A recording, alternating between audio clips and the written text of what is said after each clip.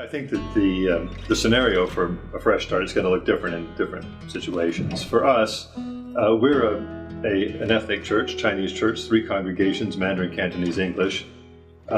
We had wanted for years to plant a church and prayed for it, but we just never got around to doing it. Didn't seem to know how to do it. Our district superintendent came to us with a vision that made a lot of sense to us to help a church that was struggling. It would involve sending some of our leaders and some of our people over to that church. It also involved bringing the remaining people in that church that was struggling into our church for about 8 months or so before the fresh start occurred. So they came and joined us for a while, and we worshiped together. We got to know them.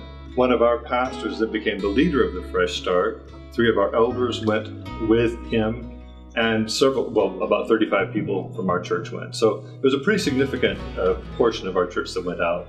I pastored the Grove Church, and for the Grove, it wasn't exactly like, I think it might be in other places when you have Fresh Start Church. One of the things that we did, we've always wanted to help other churches. And so we never wanted to have a video church or other little churches called the Grove. We just like to help other churches. Until our district superintendent, Bill, came along, we were just doing it. We were sort of winging it. Bill had a plan, and so when we met with Redlands Church, it was a plan, it was thought out, it was well conceived, which was good for us. We like plans. What really helped us is we were connected to the pastor. So the pastor there was a part of our church in the past. We knew him well. Our people at our church knew him well.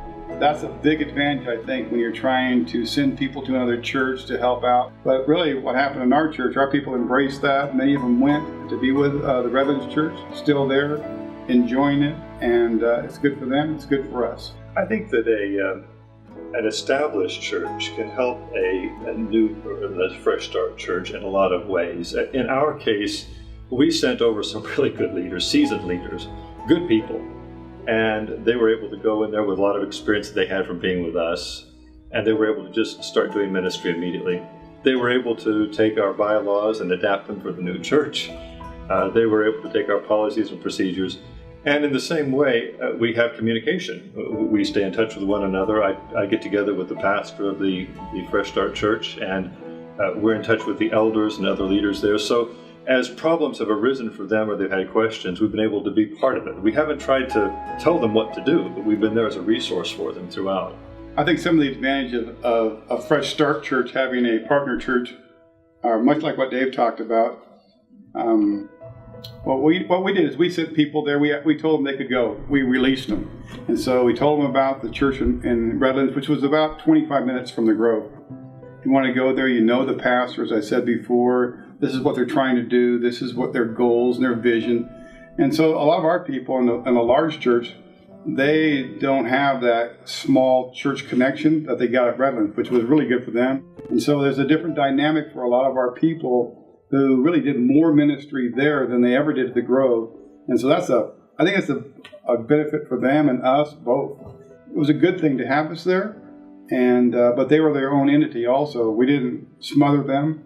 We came in when they needed us, and we gave advice and tried to help.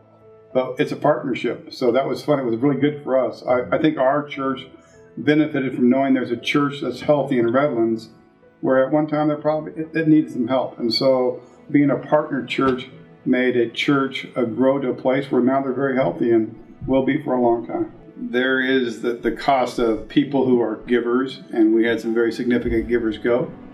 We lost talent in our church, which, once you have certain talented people, you want to keep them. You sort of rely on them and count on them. They're seasoned.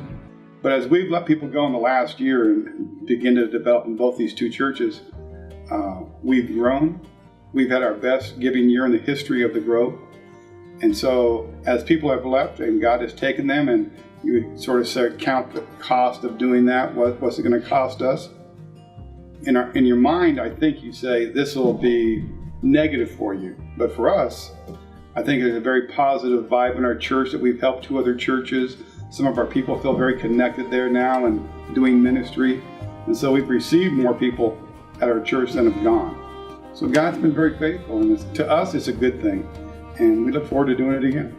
I think that for us, it's been a very beneficial experience. I think that, as I said, there are costs to it, but the greatest benefit, I think, to our church probably is just the fact that it's a reminder to us to be kingdom-minded. You know, when you give away, you give people, you send people to the mission field, or you give people to go and start a new work, or to be part of a fresh start. As you pay that price, you're reminded that this is what the kingdom is about. We're supposed to be reaching out. We're supposed to be growing. We're supposed to be reaching new people. I think that the entire experience helps us to have a bigger sense of what God is doing in the world.